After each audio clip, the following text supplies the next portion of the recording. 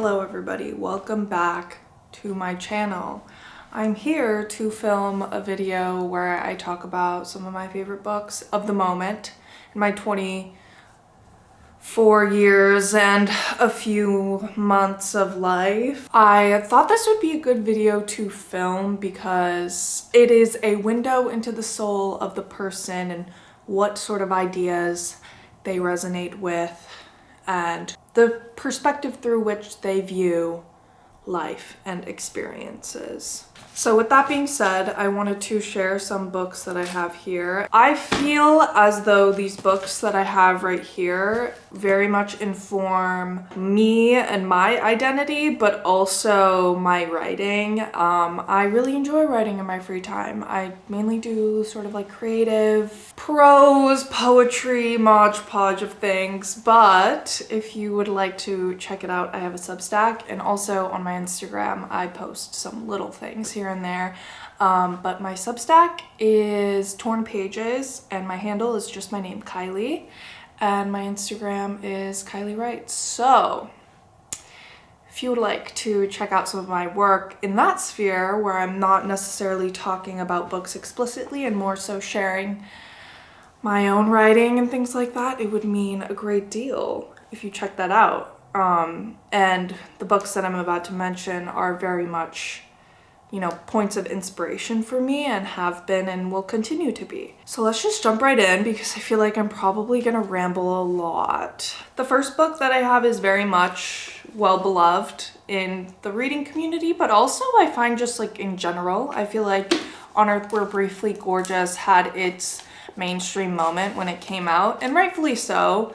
I went to Ocean Vuong's book tour when he was touring for Time as a Mother, and he did a stop at the University of Chicago, and I was able to hear him like recite some of Time as a Mother and just like speak on audience questions and things of that nature.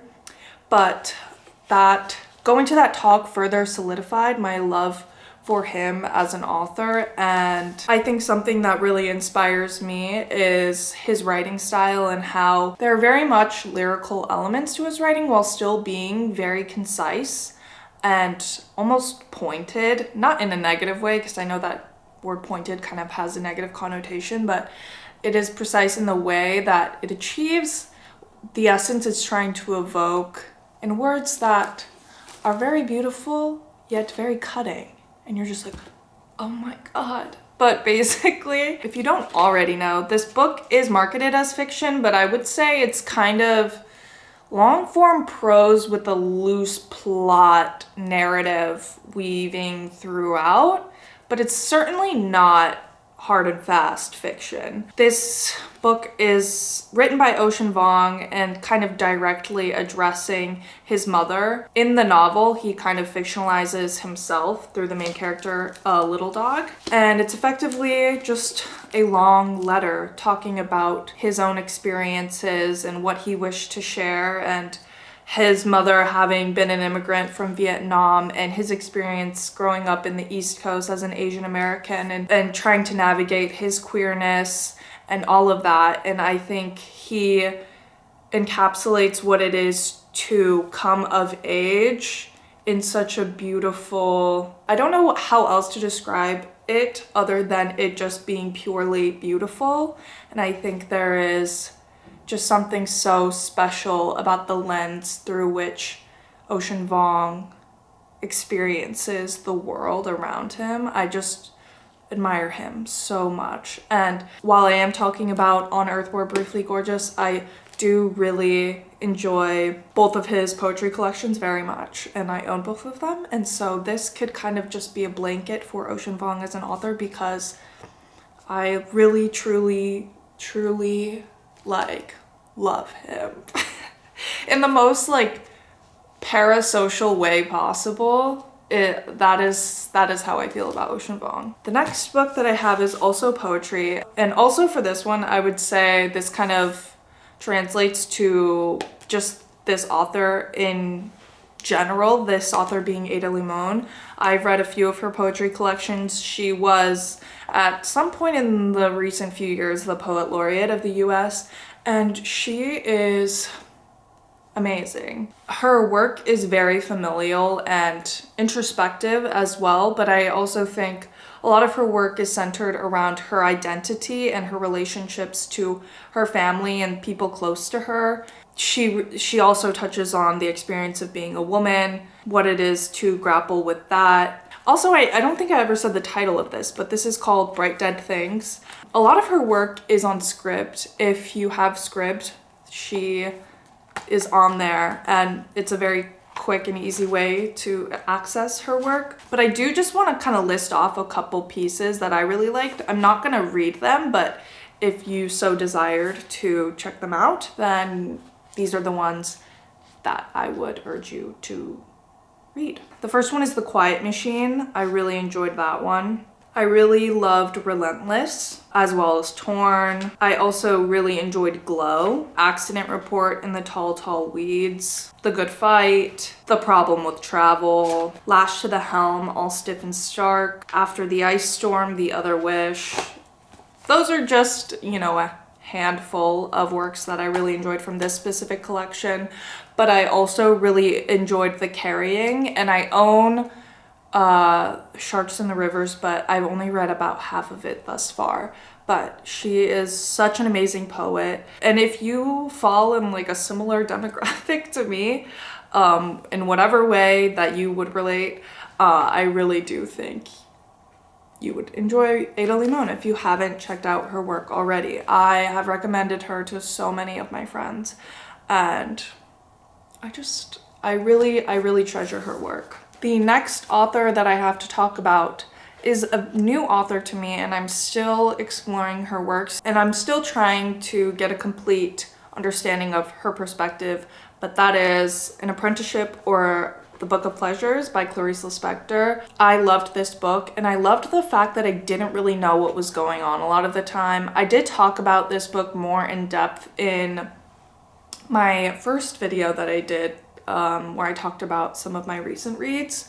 I mean, writing style is top notch. I think there is kind of like an element of magic within her writing. I feel like she writes about the surreal elements of our tangible lives, in the sense that there are things that simply cannot be understood or articulated in a way that is complete, but I feel like she attempts at those things, whether that be desire, sexuality, individuality, identity, etc. I think that she really attempts to articulate what is so abstract and surreal, and those elements of humanity almost. And I say attempt just because I don't know if any person could achieve that goal in a complete way, but I think she does it so successfully and in a way that really resonates with my perspective of the world and life and being.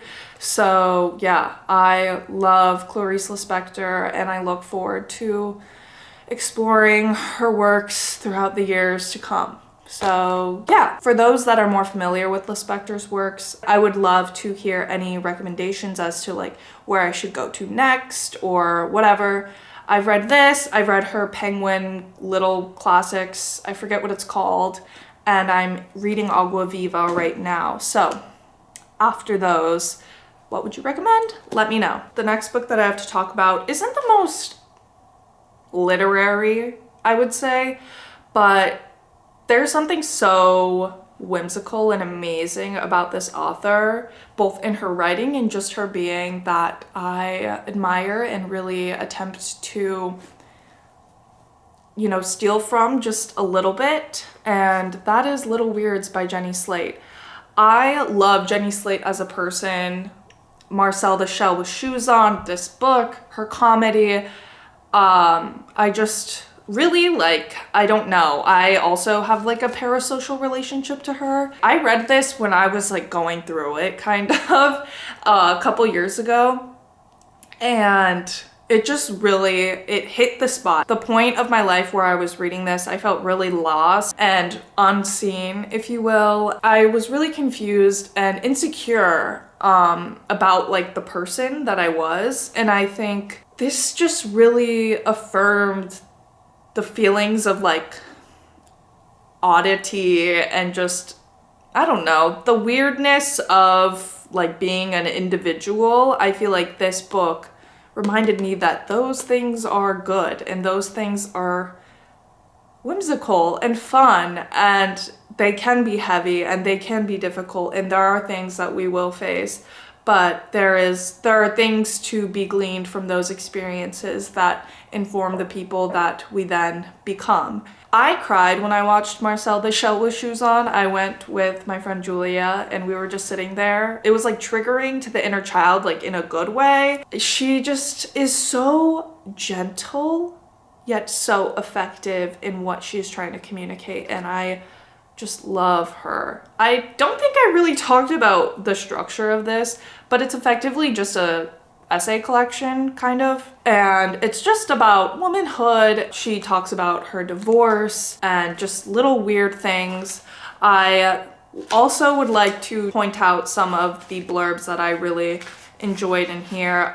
One of my favorites is The Pits, To Norway, The Code of Hammurabi, Kinship, The Blue Hour, I believe it's called, which is one of the final little essays in here, but it is like a comfort book. Like, the sight of this book warms my heart in the most wholesome, tender way possible. And if you feel like you just need something comforting and affirming and just a little bit silly, but in the best way possible,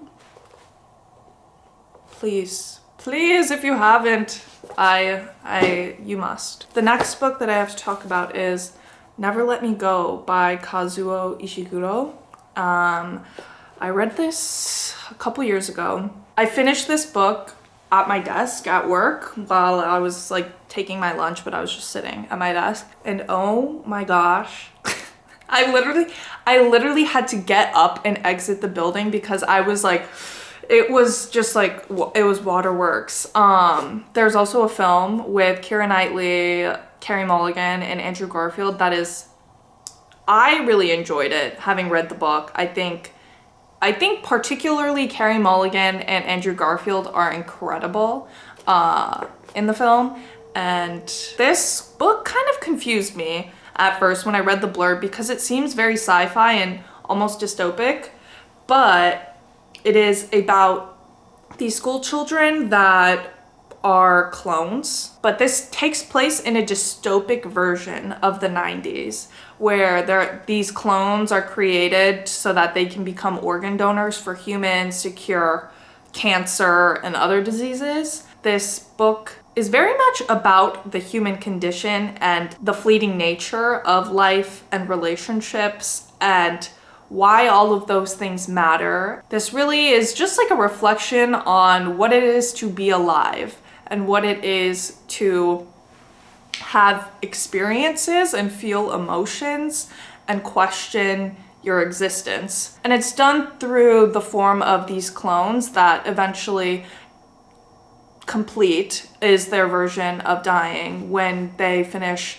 basically when they can no longer function because they have donated so many organs. And this usually happens, I think, in early adulthood. And so it is kind of like a microscopic view of life and adolescence and adulthood and relationships and love and all of those buzzwords. But I very much am a person that fears endings. And I think this serves as a reminder that we kind of have to embrace the endings because endings are inevitable.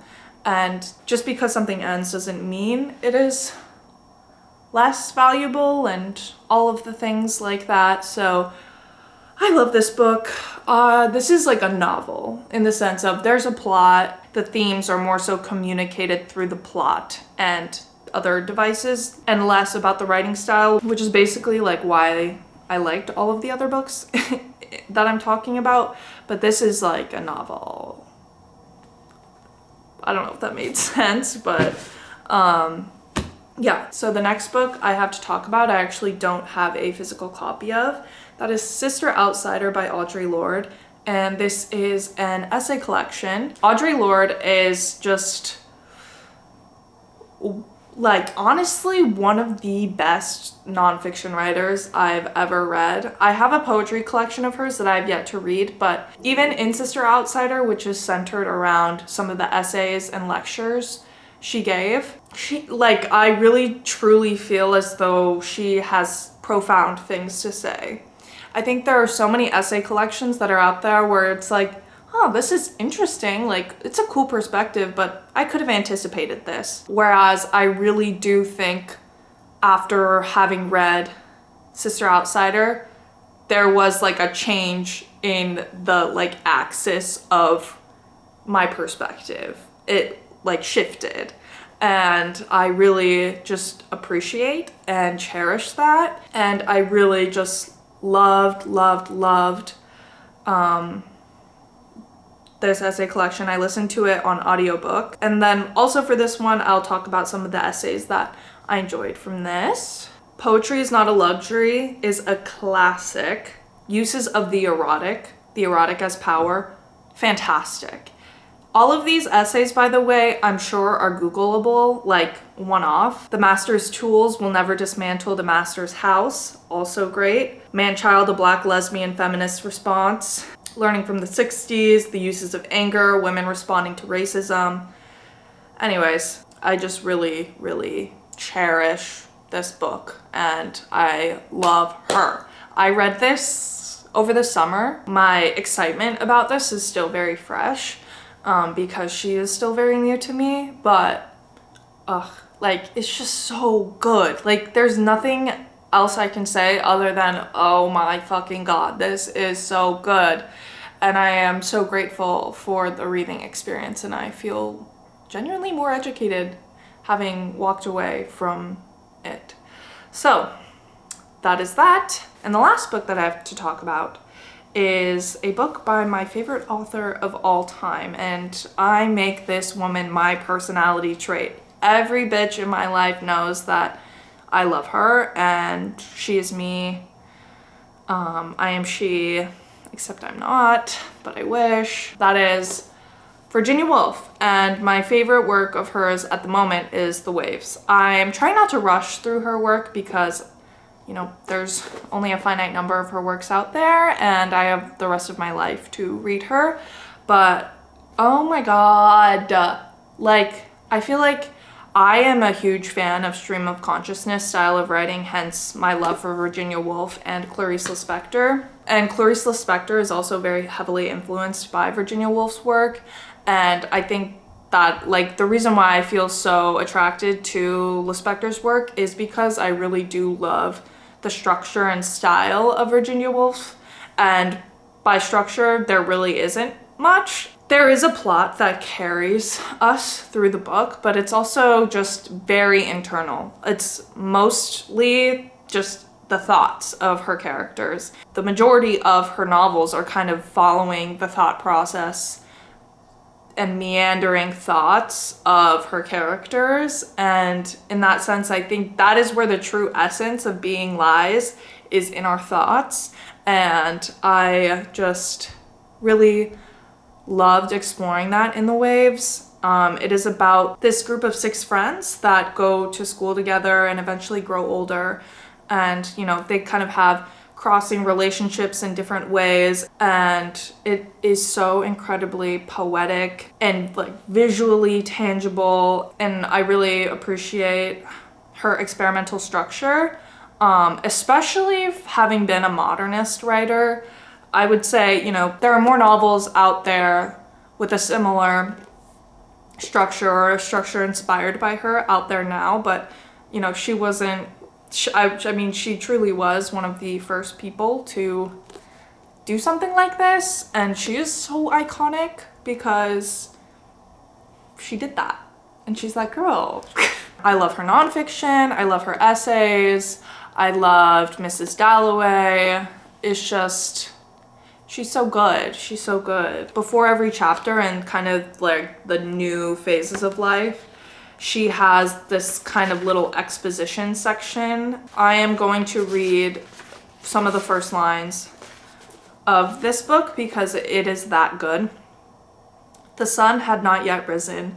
The sea was indistinguishable from the sky, except that the sea was slightly creased as if a cloth had wrinkles in it. Gradually, as the sky whitened, a dark line lay on the horizon, dividing the sea from the sky, and the gray cloth became barred with thick strokes moving, one after another, beneath the surface, following each other, pursuing each other perpetually.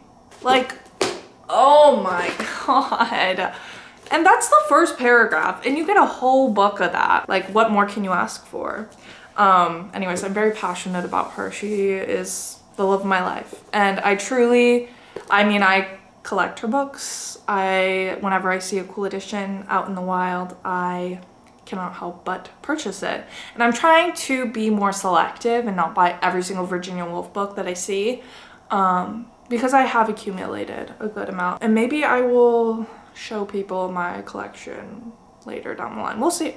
I don't know if that's something of interest to people, but those are my favorite books. I did want to take a second to talk about some honorable mentions. I will not be talking about them. I will simply just be saying the title. I have some here. The first one that I want to say that I don't have a physical copy of is The Great Gatsby. I've read it like 3 times at least. Love it. Next, Ernest Hemingway, A Movable Feast. Corny, but like, it has to be said. Giovanni's Room, James Baldwin. Yeah. Picture of Dorian Gray, Oscar Wilde. The Wild Iris by Louise Gluck? I'm not sure. And Normal People by Sally Rooney. Love the Hulu series. I have this edition of Harper's Bazaar.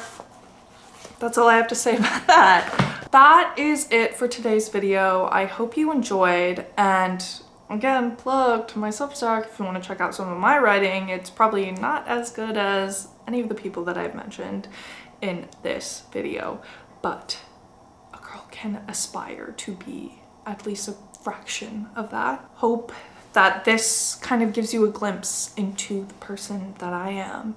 And this is quite a vulnerable video because you could really, if you have read these books or if you will read these books, you will very much see a sliver of my inner being through these books. So take that as you will. Anyways, I'm gonna stop talking. Thank you so much for watching, and I will see you when I see you. Bye.